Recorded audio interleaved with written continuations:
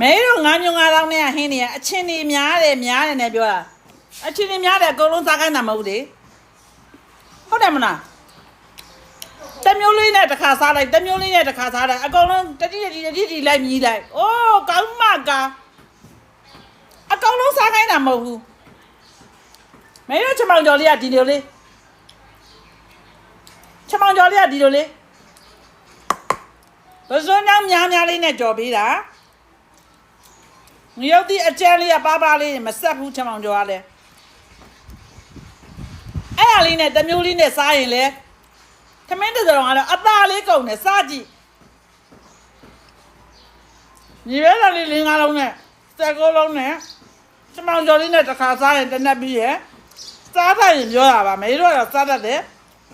ဒီဘူးချီကျော်လေးနဲ့ညီရဲတော်လေးနဲ့ထမင်းပူလေးနဲ့မြစားကြည့်လိုက်မကောင်းမှုဆိုကြိုက်တယ်လို့ပြောစားမကောင်းမှုဆိုကြိုက်တယ်လို့ပြောတချို့ကမစားဘူးတဲ့ရေးဆိုမစားချင်ဘူးတဲ့တကယ်ကောင်းတာတာကြည့်ဘာတက်ကရေးဆိုင်ပြီလားဘူးချီကျော်လည်းတော်တော်ကောင်းတာ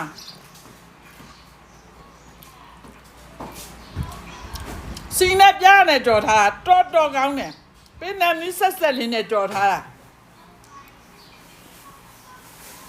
ဒီမြေရဲကန်လေးနဲ့သွားဒီမှာစိတ်သားကြောက်တယ်မစားဟိုအားလေးဖဲပြီးတော့ခင်းမလို့ချထားတာ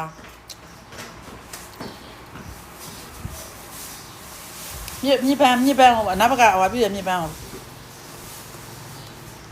အဲ့လိုလေးစားလို့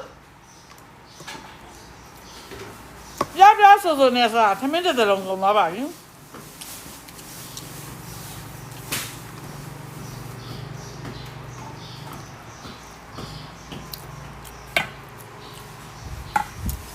စိတ်သားကြောင့်ဒီလိုလေးပါ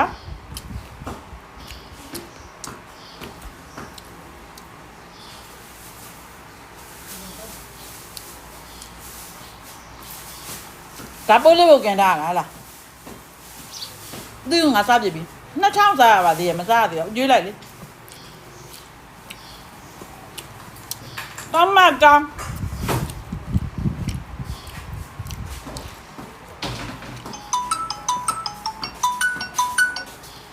ဟယ်လို